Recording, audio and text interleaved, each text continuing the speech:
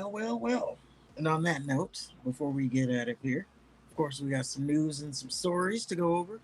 We are in the new year, close to WrestleMania, so we're in the bullshit season, which is what I deemed it.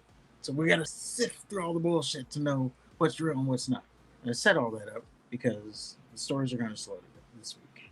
And our first story, this is some ridiculousness. Do you remember a few months ago, Tony Khan had the story where he took the Meltzer driver, showed up on the NFL draft with the neck brace. with the neck brace?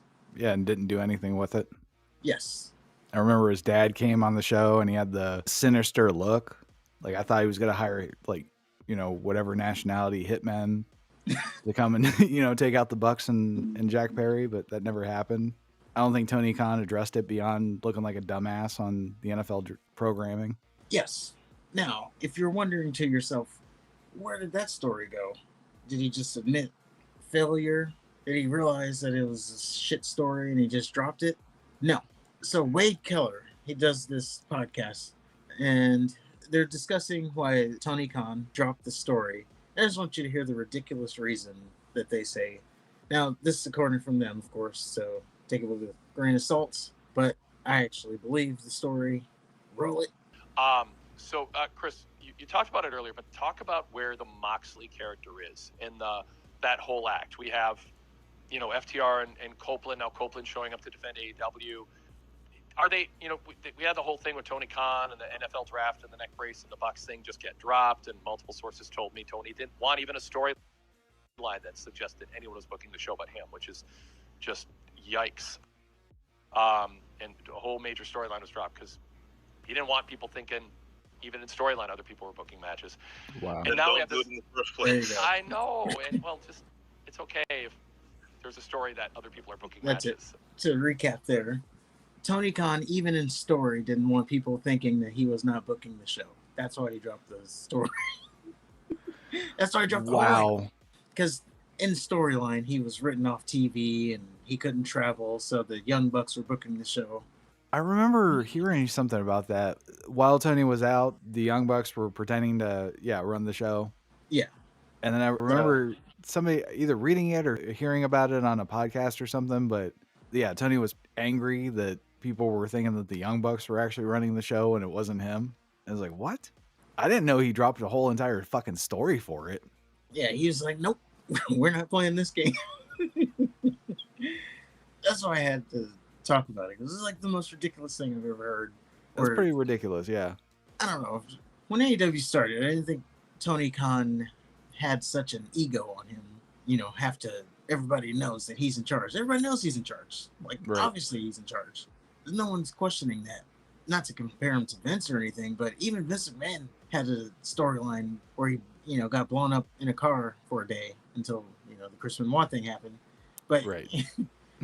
he he was even willing to write himself off TV. Yeah, he was killing off the Vince character. Yeah, and there's other instances. He had Trump running the show. Trump took over and he was like, oh, Raw's going to be commercial free because I'm buying all the commercial spots. And he's like, you can't do that. Well, I think there have been legit instances where he's been off the show and somebody else has had to run it. Yeah, even Vince, as egotistical as he was okay with people thinking other people were running the show, even if he was running it or not. Right. Because they always said that Vince had the yes men in place, or even if he wasn't there, they booked it as if he was there. So, well, and that's not yet having yes men. That's just having good right hand men. Well, they call them yes men, but yeah. You know what I'm talking about. But if you're a coach or something and you can't, for whatever reason, coach a game, you'd want your assistant coaches to be able to coach your game plan just as well. Yeah, realistically, it's just being a good business owner. Right. As a business person, that's pretty much what you're trying to do. Is if you're not there, it would run the way you need it to run. That's good business. People call them yes men, but yeah, the fact that Tony Khan didn't even want the idea that someone else was running the show in a story is just the craziest thing. It's no surprise that they've fallen as far as they have. True. I almost want to say it was almost too much too soon with him. They came out of the gate really hot, found a lot of success right off the bat, and I think he started smelling his own bullshit. Yeah. And That'd then be they my got the guess. other show, Rampage and Collision. Now Rampage is canceled, but allegedly there's another show coming, Shockwave. So there's still going to be 3 shows. And they have all these arenas that they scheduled in advance that they now have to cancel or downsize. Yeah, so maybe they did grow too much too fast. But And I just think maybe the ego got to them. the one thing you can point at, and no one can ever put their finger on, is when Cody Rhodes left. Because it was so shocking, first of all, that Cody Rhodes would leave.